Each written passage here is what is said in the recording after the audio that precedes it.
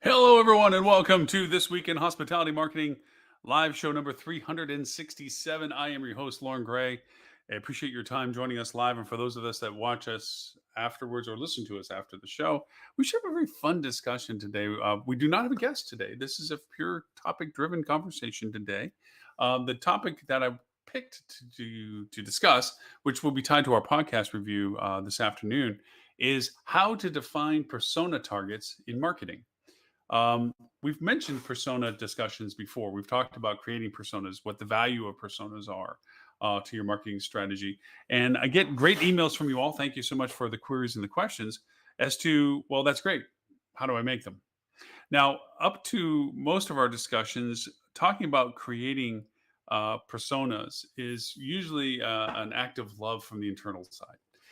What you're doing is you're really trying to engage the data that you have in your operations, your hotel in particular, restaurants even, as to who has bought from you. Now, in general, and this is a little harder for brand hotels, looking at your previous guest rosters, your folios, and pulling out particular data on your for your CRM development and so forth, consumer relationship management, for those that don't know the acronym, is to define in both most basic of terms the geography that they're coming from. Other aspects of it is the frequency that they've come to you. Other aspects is the time of year that they stayed with you, the duration of their stay. If it sounds like we're creating columns in a spreadsheet, we are. What you're basically doing is you're going to take a segment of time, and let's just say August is the month we're looking at this month, and we're looking at what we did August of last year. Now we know historically, just in reality of terms, August last year was a tsunami. It was all of the pent up non-travel demand coming to fruition. We're dramatically understaffed, much more so than we are now. We're asking for premium back of the door rates. I'm familiar with that term. By law, you have to have the highest rate available for a room on the back of the door. And a lot of hotels were doing that with reduced services. So we had a tremendous amount of flux of people that were not getting what they paid for, basically. But we had a high demand value. And we had the information about them that stayed with us last August. Now we could take that in just its entirety of last year, year over year, and bring it forward and say, okay, who stayed with us last August? But it would probably be an artificial number. It would be an artificial audience. There would be truth to it, but it wouldn't be a complete reflection of what normally happens historically coming to your hotel in August. It would be probably wise to go and look at August of 2020, which we know was barren because we were shut down for that time. And so we'd have to go back to August of 2019, which would be a more normal ish, and we can go even 18 if that was the case. Now you're dealing with some variables like economic factors, new inventory to your market that didn't exist back then. So there was a skew of demand. There's lots of things that the farther back you go. But the benefit of going back a few years in this discovery of personas is that you create an average weighted mean, meaning that the value of each year, its contribution value is tempered by its actual contribution of business, how volume of business. If you only had 10 people stay with you in 2020 and you had 1,000 people staying with you in 2021, the volume of data from 2021 would be 100 times more than the volume of data value for 2020. That's what weighted mean kind of works with in math. So you're gathering first this internal data that says, okay, geographically, where did they stay come from while they stay with us in March? So you get zip codes. Okay, easy enough. Zip codes are a nice, easy way. You can go by city if you wanted to break it down to an actual city. It can be helpful in the geography lesson, but zip codes are probably more useful in the sense of its actual targeting capability. You can look at their room configurations. Some rooms were gotten simply because it was the last available room and they took a double when they didn't need a double, but that's what you had, that's what they got. Usually doubles go because there's a need for two different beds, or desire at least, compared to a king.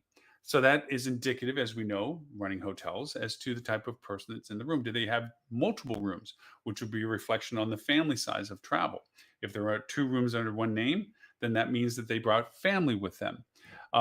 So you get this column data that you have historically. Maybe you've done it for a couple of years back. So you have some nice weighted mean average data to this and say, okay, I have some geography perspective. I have some frequency perspective. Okay, you can look at those people and see, is this their second trip, their third trip, their first ever trip, their repeat trip? you can look at those people and see how often far back they've stayed with you in your hotel. And you can have a ranking scale in a column right next to it that says, Lauren stayed with us in August, uh, king bed, so not with kids, most likely.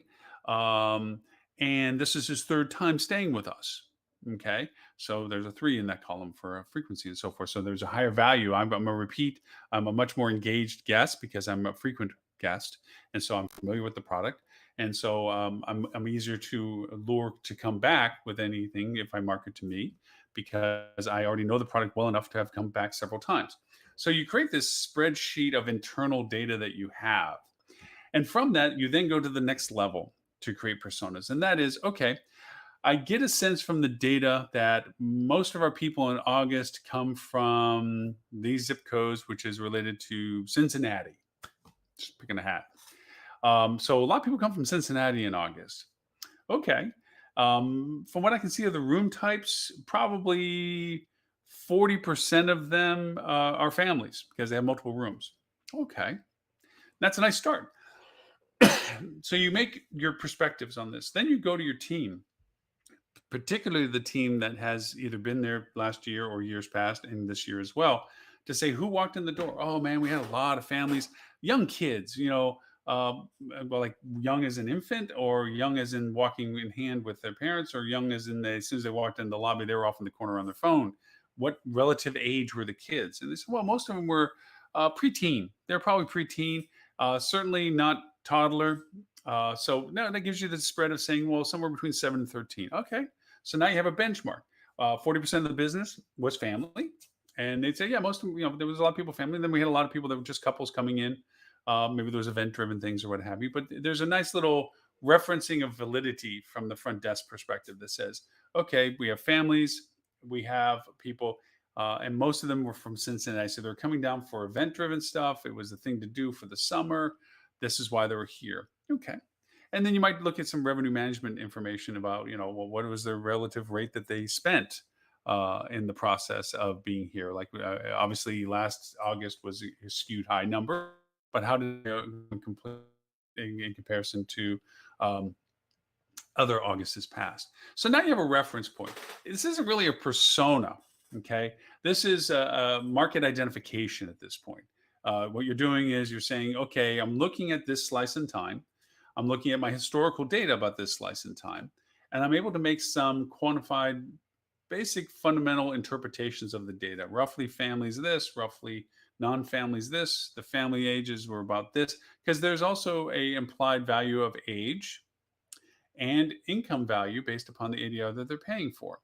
And these are implications. They're not validations, they're implications. For instance, um, if they have younger children, the likelihood is, on average, not that older people don't have children, the likelihood is that the age group of somebody that has a 5, 7, or 9-year old is probably in their 30s, late 20s, potentially. It gets thinner in statistical relevance the older they are because more of the age of the parent, the older the child tends to be.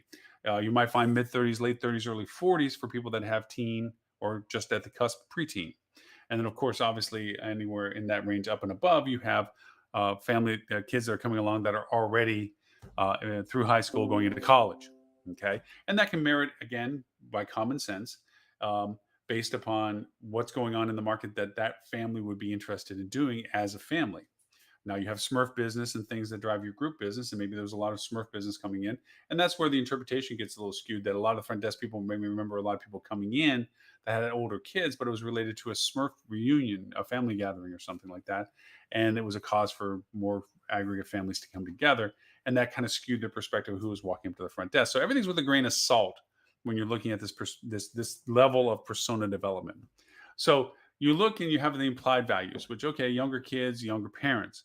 You also mean that if that's the case, there's a relative income value. Now, on the live show we've done a few weeks back, I think 362, show 362, we broke down the actual percentage of gross income that goes towards vacations. We broke down the averaging of people's travel for as a society with the two vacations. One is related to holiday more importantly than compared to a summer travel. The summer travel has a longer duration of stay.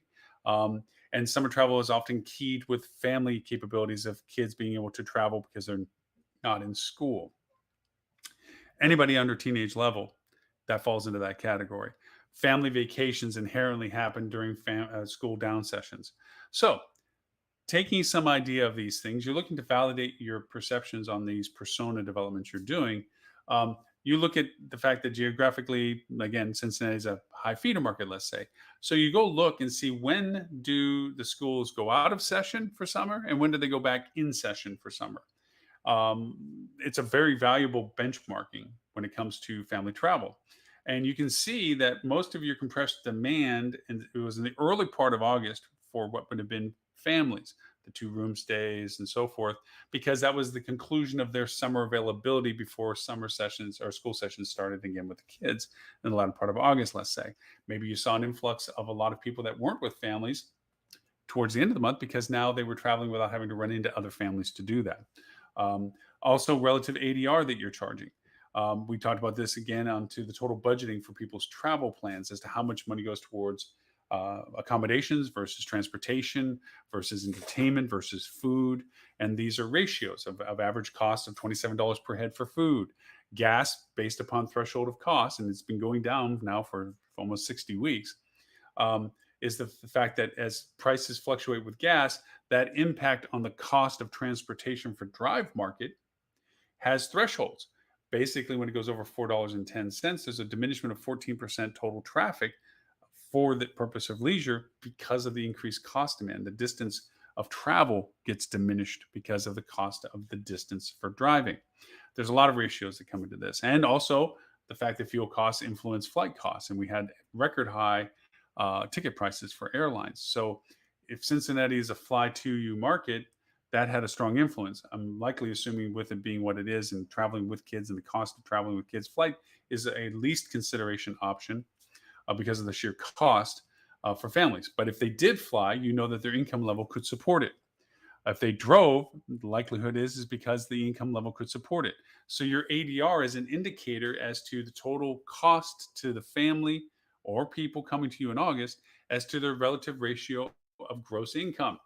It usually doesn't go beyond 10% of their gross income for 2 trips a year, yours being one of them. So if you start cutting that down and figuring the cost of your accommodations versus the cost of them traveling from the geographies that they obviously did, you can estimate their gas cost. You can figure out how much they probably spent. What's that ratio compared to how far did they travel? Did they have extra meal periods? Did they have to stay at other accommodations in transient? All that kind of stuff gets factored into the relative value of the traffic from Cincinnati as a persona. These people traveled within a day. They brought their kids. Early August was the main feature of time for that. They stayed on average 3 days, which means their ADR meant that they spent that in comparison to food, in comparison to entertainment, in comparison to transportation costs. They were here because of something you know about in your market, whether it was event driven or destination interest. Okay. And you can put all of this down on a sheet. They came here with families because they were interested in the parks or the Lollapalooza festival or whatever it was. You put this into what you're defining as a persona for family travel in August relative to the high probability that they came from the markets that you have data on, like Cincinnati. Now you have this on a piece of paper that says, okay, on average, our families coming from Cincinnati that have kids below the age of 9-ish, let's say at least below 13-ish, they stay on average 3 days. Their average ADR is roughly $200 a night. Which means their average income is somewhere around 98,000 because of proportionate value of cost of travel versus gross income potential. Okay. Um, that means that they probably spent $125 a day in food. They probably spent $100 a day in entertainment expenses. And they probably spent somewhere around $250 in gas for the to and for back gas travel from the geographic market of Cincinnati. The kids are roughly this age, the parents are roughly this age because we apply the age of the kids to the age of the parents. And now we have a relative picture of a generic avatar persona that travels to our property in August, families related to the early part of August. So, what do we do with this? Well, we market it because now we identify the fact that come next August, okay, we have to go over and know that we're going to be looking at bringing families back in from Cincinnati for the early part of August. Their rate resistance will probably be right around $200-ish or some percentage of their gross income that we can figure out. Okay. They'll stay about 2 or 3 days. 3 days is probably the mean average. And so we now can base a a marketing campaign targeting them. Those are filters we can use in saying these ads only show up for these people in this area so that we can optimize the people that may not have been aware that we're a great choice for them because of all the things that everybody else has already been discovering on. We can do a couple of things. We can take any information we have about them, create a custom audience, not only with the filters we created, but we can actually start an audience based on the emails from the transaction with them. We don't email them. Okay. But we use the data to define a custom audience that we ask to amplify on platforms like Facebook, platforms like Google, that says we want people just like this with all the criteria that we're aware of, that we understand them to be, that now the platforms understand to say, oh, yeah, okay. And I want to target Cincinnati, and I want to target it during this period in later part of June, early July. And why do I say that? Because the parts of the data that are going to get added now that we've done our homework internally to create a persona, okay, we're now going to go over and do more internal homework, which is how our website can help us. So now that we're looking for particular things, like people from Cincinnati, looking at aspects of our website like accommodations, pictures of things, looking at our Google My Business for directions to us, directions from us to something, which is all information you can find in Google My Business. Okay. We can see when they started connecting to our site to discover us. Um, in the processes that we've talked before, everyone goes through this process of discovery, education, and then pretty much purchase funnel decision as to whether they want to purchase what we're offering. The discovery process is just an awareness function. What's there? What would I be needing to know more about? Where should I stay? What should I do? What is it roughly going to cost me? That's a discovery process. Education turns into what will I do once I decide to be there, in the sense of how much are they charging for the rooms? Is there availability in the rooms? Are rooms available for the dates I'm interested in? Is there tickets available for what I want to go see? Um, those kind of questions are in the education process of, do they have a pool? Do they have a game room? Do they have offer breakfast? Do they have a restaurant? How much is the restaurant? What's the items on the restaurant? These are all part of the education process. But all of that is in their engagement with you on the website.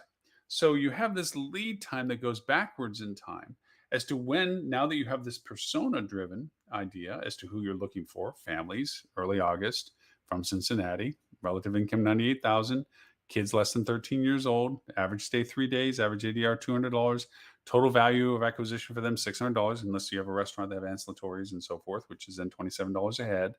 You have all of that. Okay. Now you look back into your analytics data to see when those people started interacting with your website. When did people from Cincinnati start looking at your website? And that gives you a nice little stick in the sand saying, well, they kind of started looking the second week in June. And that historically has been the case for the 2 or 3 years that we've been pulling data. So we need to make sure that we have an active presence come the second week of June uh, for people in Cincinnati that are family related, that are looking to travel to our market, that are looking for our market, maybe looking for us in a particular. Wouldn't say necessarily in particular yet. There's no need to do hard driven conversion metric marketing second week of June for the early part of August. It's more about awareness and destination. That being said, look at another platform, Facebook. Okay, so website analytics gives us a history of when these people start engaging with us. Social can give us an idea of when they started being interested in us. It can go back even farther because in our social context, we can look and see when people from Cincinnati, okay, started looking at, commenting on, hopefully sharing, most likely, hopefully, our content about things that we're sharing on social about our destination for August.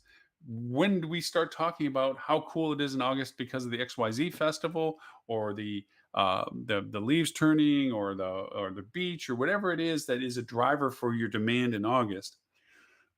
You're starting to create stories way back in time that are reminding people to become aware of the fact that they need to make plans for their August travels, or that August is a great time to travel.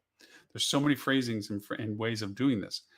And that data is available to you as well to say, okay, so we know based on our web analytics that people from Cincinnati started growing in their engagement with our website second week of June, but people in social started seeing our conversations about summer travel or things to do in the summer or looking for what we were saying about things to do in summer way back in March at the end of spring break. Like, okay, there is a wonderful time after definitive breaks of vacation where people are interested in the next adventure. Okay. Um, we squander it by thinking that's a chance to remind them of how much fun they had with us and how soon they should come back. That has some value, but it also is one of those, I've already done that. I'm not really thinking, even though I had a great time and we might be wanting to come back and we're probably going to come back, I want to think about what other possibilities exist out there, how cool it is to see what else we can do the next time I have a vacation. So a lot of times, if anybody does have a break vacation, again, school driven, compared to a summer vacation, again, school driven, then there's a contrast. They're not going to bring the same kids to the same location 5 months later and not the kids complaining like we were just here. They're going to look for variances. And there's different reasons to travel during that time of year. So the idea is that if you are not a springtime destination for those people, then you need to be in front of those people to be a summer destination. But that's what the persona development does. It gives you an idea of whether there's even an interest to look in contrast. There might be not be a driver for you. And but in this case, with the schools and the examples that we're using, there's probably a correlation of contrast between your spring break travel versus your summer travel. So in social, you have data to see that people from Cincinnati of family categorizations you're interested in began looking at what you were saying about summer travel. Wasn't like you're offering rates and dates. It was just you're talking about the things to look forward to in summer, the things that happen in July, whether it be the July 4th celebration and or anything else, things that happen in June once school is done and what the first things happen after camp or whatever it is. You're talking about it as far back as March, or people are engaging with it as far back as March. So that means in your strategy of this persona that you've developed for August, and looking at only one aspect, which is the family contribution, just based on the example we're doing, we're bringing it down to a small portion. Not that there's other personas, not that there's other businesses, not that there's other months or other resources, but we're just following one string of conversation. Family travel to your market from a preordained destination that we looked at by sheer volume within your data of it being Cincinnati. We quantify it by collaborating with our property team members as to validating our assumptions about it, then going backwards as to when they were booking, that's the revenue data, going backwards as to when their website was being engaged, that's your web analytics data, going backwards in time to your social engagement, that's your social data. We know that we in March should have our strategy begin to roll: storytelling, recognition, destination interest, helpful content, dialogue, shareability of stories, validation of interest. That should start.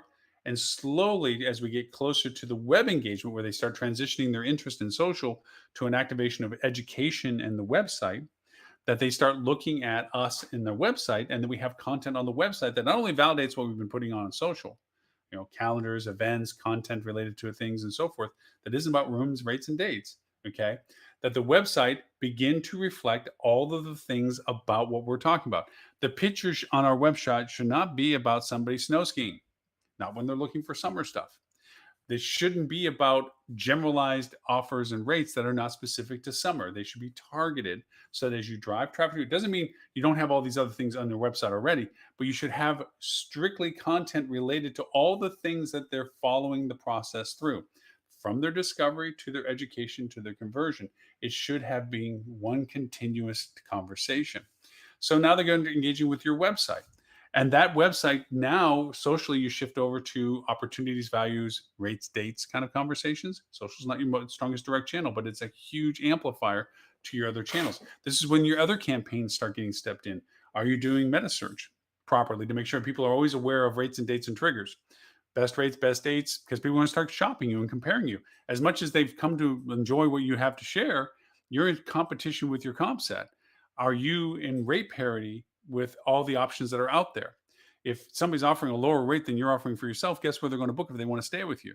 By the same token, is your rates so despairingly different than your comp set that by default, rate sensitivity turns into a decision process that you are excluded. You brought them to the market, but because your rates were not what they wanted to be, because someone was offering comparable rates to what you're doing, comparable product, it was an easy shift for them. You need to create that engagement and loyalty.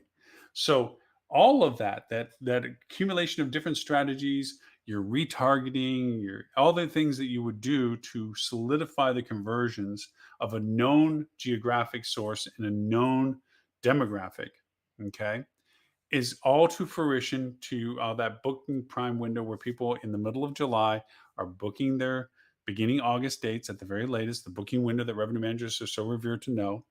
Okay. And the rates availability and the functionality have all driven them to this nexus of ZMOD, zero moment of transaction, that says everything I've done up to this point has brought me to this decision of purchase. So that's where the persona value comes in. What we just described is a historical way we've always looked at persona marketing.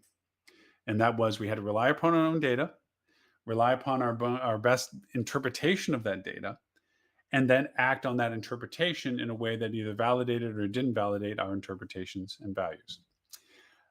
Nicely to say, I've come across some other tools where it takes the data from your web analytics,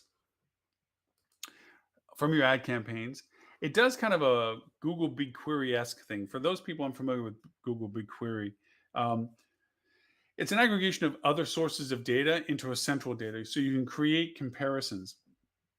A platform like SimilarWeb does the same thing, where what it does is it can tell that a lot of people booked. Okay, it'll go over to this weather platform and it'll look at the weather history of your market, and it'll take that data broken down by date, by time, day, whatever, and compare that to a piece of data over on the other side that you have, which is booking. What when people were booking, at what time of day they were booking, and how frequent they were booking at certain times. And was there a correlation between the fact that weather was good or bad, rainy or cold, hot, whatever, and then look at the data of the sources of the booking geographically.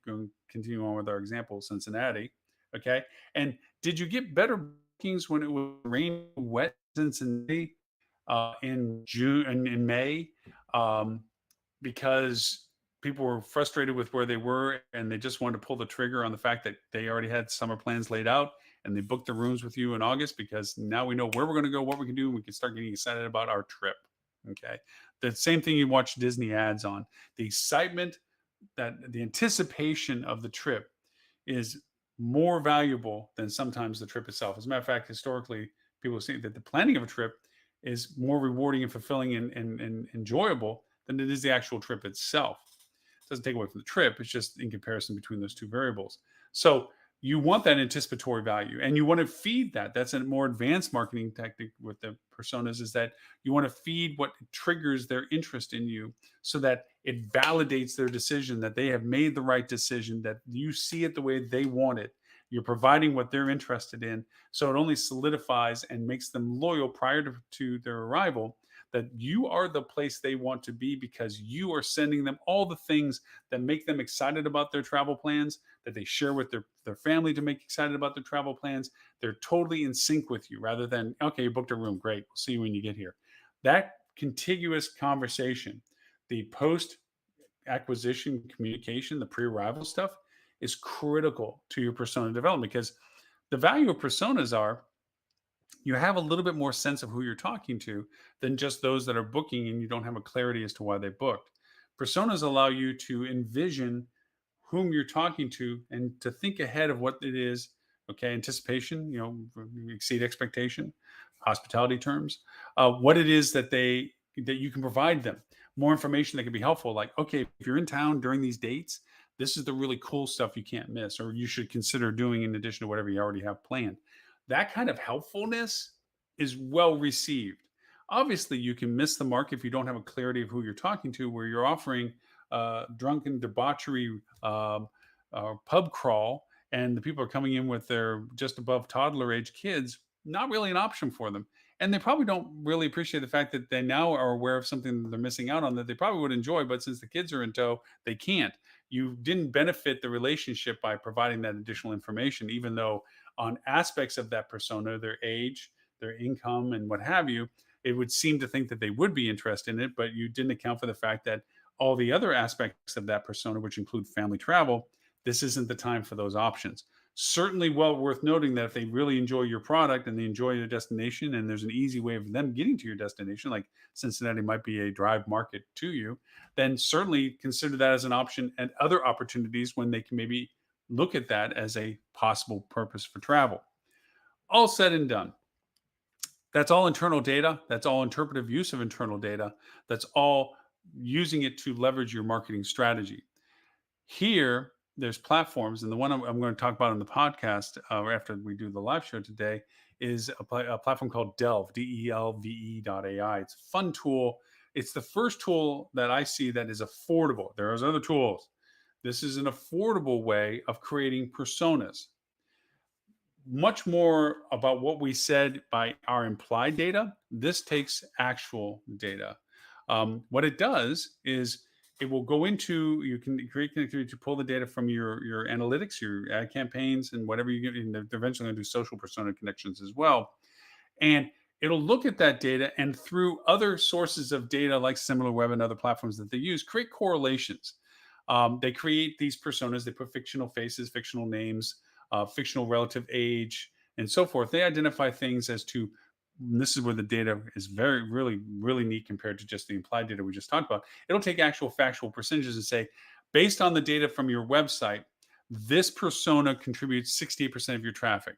This one, 29%. This one, 2%. This person is a passive browser. This one bounces pretty quick. They don't go deep into your site. Then you have active engagement, first time buyer, high value, first time buyer, low value, repeat buyer, and it gives statistics beside number of sessions, bounce rates, transaction values, action rates. Then it goes into more persona details where, again, this is where it pulls other data in that says these people tend to enjoy these brands like Ford and Apple and so forth. And we know that we live by our brand affinities. So, owning an Apple in comparison to owning an Android, there's an implied metric as to who in comparison has a different income level, different technology interest, whatever it is. There's lots of implications of values just in literally based on the brand values of it. But also talks about whether or not that they've searched for other things, like did they search for dog treats? That means they probably have a dog. The idea of what they search for outside of your data influences what their relative value is to you in the persona that they are in. So, when you look at persona details, other than the geography, there's an implication of income, implication of their marital status, implication of home ownership, implication of brands, implication of preferences as to what they search for. Like they're very business minded in search. They look for certain business things. So they don't tend to look for entertainment as much, but they look at very bit. These are persona aspects that help you identify, visualize who these people are. But with data that is relevant from your website, correlated with data from other sources so that it creates these personas for you to look at and say, okay, who are these people? Is this enough of a people based on the percentage of traffic to my website that I should begin to pursue and expand on? One of the things that we run into great trouble with on a regular basis is actual data is perceived as success data. Meaning, if I look at my data from my web analytics and I see a tremendous amount of organic contribution and referral traffic, okay, then I feel that's my sources I need to pursue. I need to amplify my organic traffic, which we always should do by default anyway, by the way, and look at my resource platforms to see who I should augment with advertising and so forth. That has validation to a point, but it's also a self-fulfilling interpretation. By inherently having that happen by what you're doing currently, you're destined to repeat what you're doing currently over and over because it's reaffirming the numbers you continue to get back from it. The idea is to look for the undiscovered components that aren't contributing at the same volume that what your contributions of highest value are currently doing. Okay. It's not to put a blind eye to what you're currently doing, saying we're going to stop all organic. We're going to focus on the things that we're not doing. No, no, no. You want to make sure that the data that's telling you what your sources are, that you've optimized them to your full capacity. Make sure that you're squeezing every drop of potential revenue from those opportunities that already exist for you. Optimize what you currently have. That is a solid first step strategy. The second step strategy is look at the channels that aren't being addressed as strongly. What are the other ones? Is there an opportunity for these channels to contribute more? Those questions get answered not just because you ask that question, going, "Oh, well, we got to go make some ads on it and see what comes out of it." No, you might be reacting to it rather than proactively looking at what to do with it. And this comes back to the persona discussion. You then go back to these personas of who's engaging with you now and say, okay, any of these personas, based on what they're engaging with me for, both geographically and their interest categories and so forth, is that somebody I want more in the door? Do we offer a product that these people would appreciate having? Obviously, if you're looking at the metro urbanite, young, youthful, non-family, non-married um, person that is traveling for high-end, quasi-luxury travel at affordable prices, your family-based hotel probably is not going to fit their comfort norm. You're not going to expand that persona's interest in you. Okay, that any interest you've gotten from them was probably ancillary in the sense that you had a rate and a data availability that they needed when they were going through market, and this was just their chance to just stay to get through whatever they had to get through in your market to go wherever they were going. It's not a targetable market of value to you because your product is not tuned into them. The other thing that most properties need to consider is that they're not built and suited for every demographic, any persona. They would love to think that they are a wonderful accommodation for anybody that's interested in staying in their market. The reality of it is, some people don't want to be in hotels or resorts that have a lot of dogs, or don't like being in hotels or resorts that don't allow dogs, even though they may not be traveling with a dog at the time. They think it's a perspective of value. Um, Having a family pool and an adult pool might be of some interest, but if you don't have that separation, there are adults that don't want to be around kids. There's the empty nester travel component to this. We know inherently from business cycle that um, empty nesters are those that don't travel in combination with kids. Summer travel has a different perspective. They outwardly look and see if the hotel is catering to family travel, and they look for alternatives that aren't, if they're traveling at a time when families travel at a high peak period, which is usually around summer. They tend to increase their travel interest post summer when there is less likelihood that they're going to be running across families, and their options of where to stay are broadened because of that. These are all impact variables based on personas. Talking about empty nesters in comparison to family members is literally a persona perspective. You're still dealing with income capability. You're still dealing with travel demand capability. You're still dealing with potential brand affinity. There's a lot of common factors about those two personas, except for one differentiating factor, and that is their family composition of need for travel and their interest in travel because of it. So that's where personas really lend themselves to a high value interpretation of this. They also, personas allow you to perceive any missed opportunities of a classification of people that you aren't getting full potential value from because you're not exposing them in all of the history that we just talked about, engagement, social engagement, advertising engagement, okay, at the time that they're looking for you, because you've never identified them to focus on them. Because all the things that allowed you to amplify your current business feed from the personas you've created, and like I said, the example of families coming from Cincinnati Drive Market to stay 3 days, blah, blah, blah, blah, blah. Okay.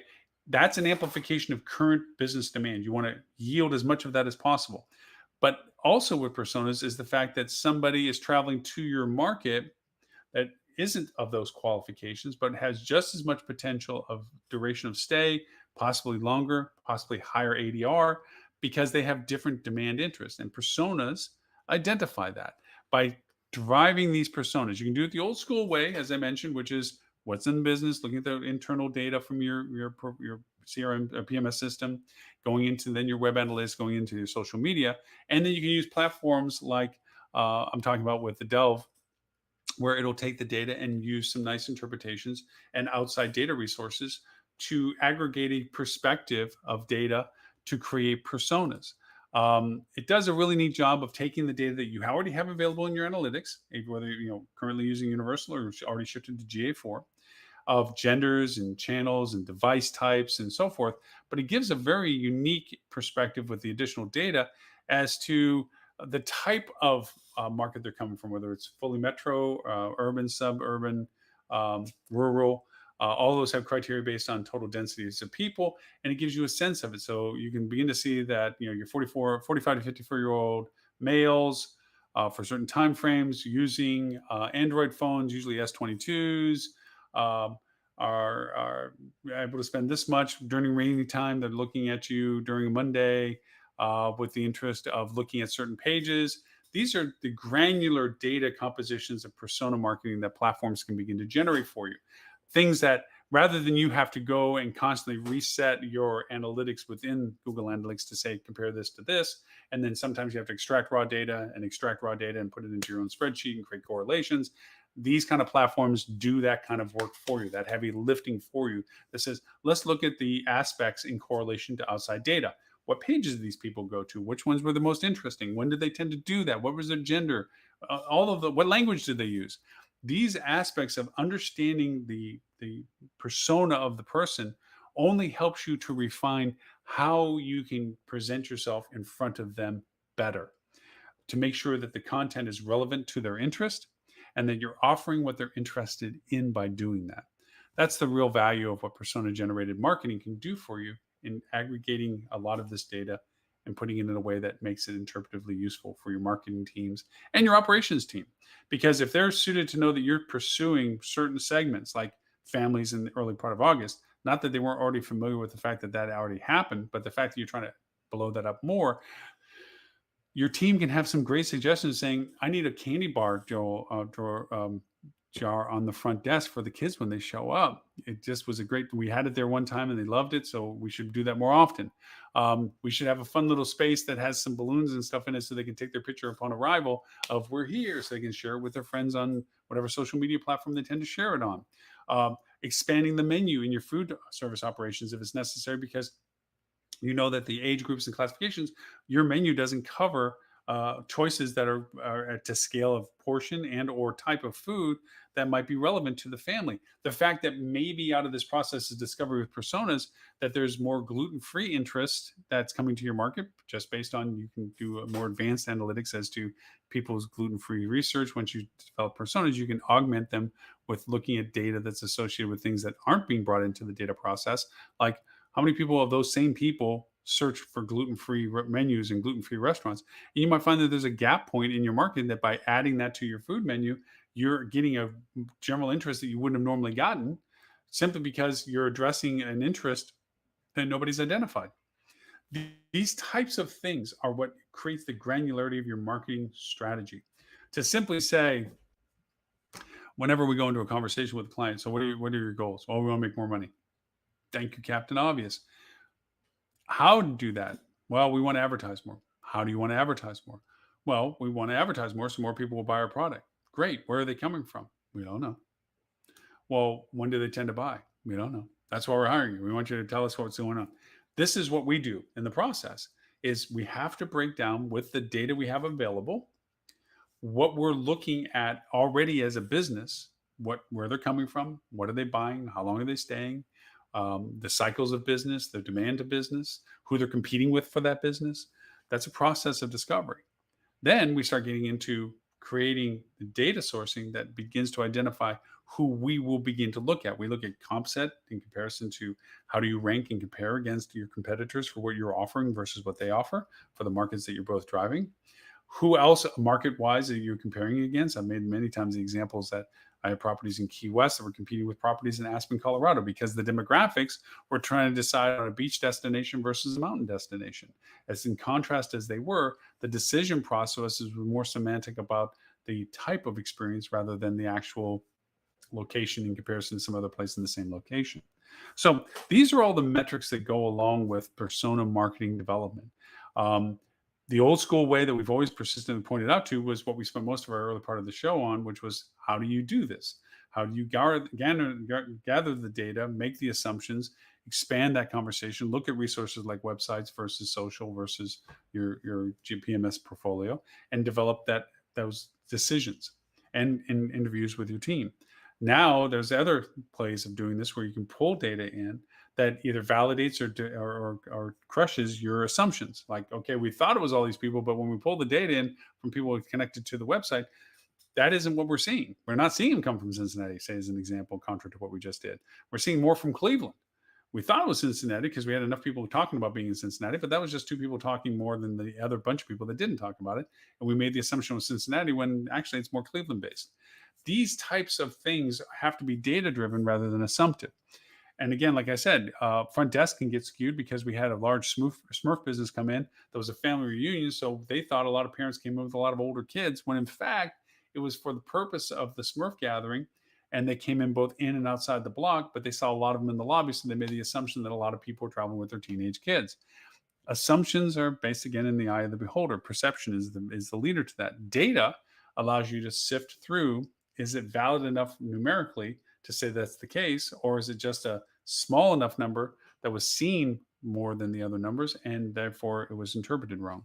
So I think we've kind of worked through that conversation quite well. I hope it was helpful for everyone in this discussion of how personas work. I hope that it's helpful from your consideration of how you approach your marketing. We are in budget season. Yes, season. August is that wonderful month of time where we dust off all of our historical data and begin to gather everything that we've done and been doing so that we have baselines for this. It's also the time that ownership starts talking with management as to what they see as perceivable goals for 2023. Historically, we've gone through the budgeting process discussion these past few shows, where we talked about the internal and external influences on budgeting. But usually, there's an assumptive need to expand percentage-wise revenue in the process, and it's up to the operational team and the sales team and the marketing team and the revenue management team to disseminate how those sources of revenues are going to produce the revenue goals that the ownership wants, and also either to let them know the realistic or unrealistic perspective of expectation. Where, yes, I would love to go increase total revenue by 10%. However, no matter what the demand increases that we can create and so forth, we simply don't have the inventory capability and the ADR capability of hitting those revenue goals for you. And you have to show that with math to be able to identify where the sources of business come from, their variances in contribution, their total value of that variance, and how that aggregates towards the total goal. And to basically be able to call out the emperor has no clothes and say, it's wonderful that you want 10%. You're going to get 6. And that's pretty dang good if everything works the way we anticipate it to. Obviously, historically, there have been changes. We've never gone through a global pandemic in recent memory in a way that we've had to go through these past couple of years. We had the shutdown lockdowns that created a total spiral to operations for what very long time. Then we had the tsunami demand of pent up travel from last year, and that can lead to artificial expectations from ownership that can be a repeatability. Hey, you did it last October. Why can't you do it this October? Because it's not the same October. And just like the reason why when you have a Super Bowl in your market, you have a benchmark month because of the incredible demand to your market that is a non-repeatable unless you have the Super Bowl again. That's the kind of effect that we have to look at from last summer compared to this summer. So realistic expectations tempered with data that supports what to expect in real ways, variances and their values and so forth.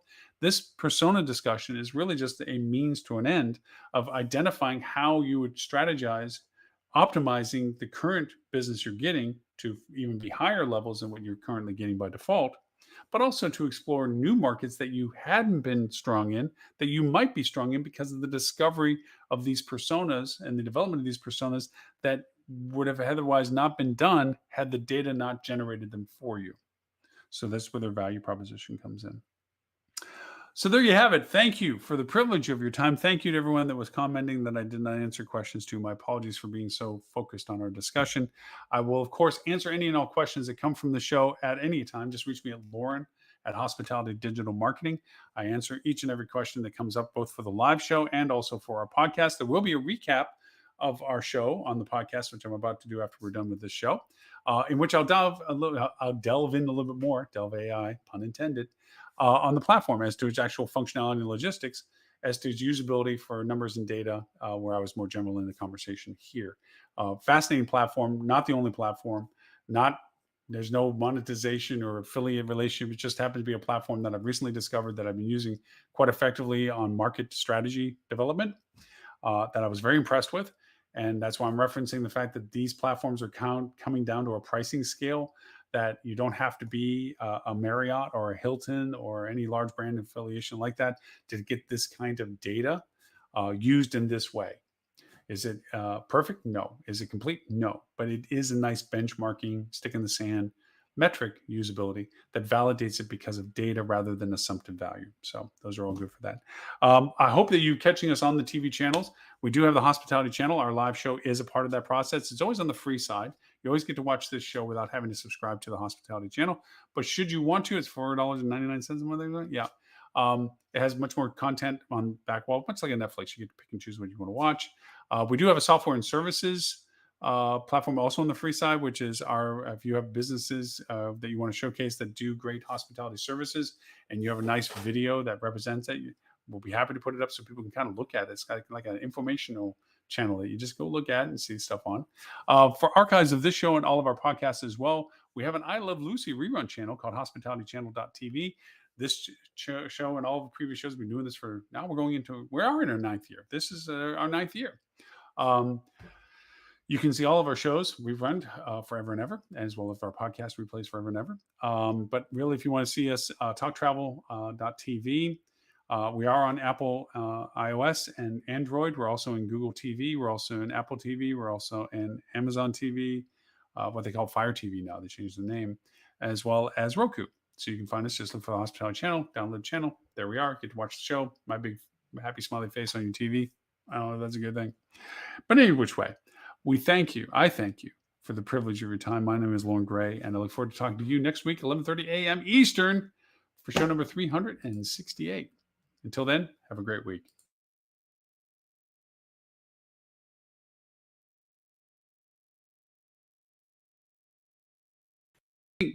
That's where we're facing a lot of people. So people are looking, it's like, why am I working my butt off for a job, whether it's well paid or not, that I don't really like? And I think that's where we're getting this whole shifting of dynamics of our society, is that, a lot of people don't want to do what some things they were doing, and they're looking at exploring other ways of doing it, I guess. Yeah, sometimes we have to do jobs we don't like, though, too. That's the reality of life. When I was in college, I was a college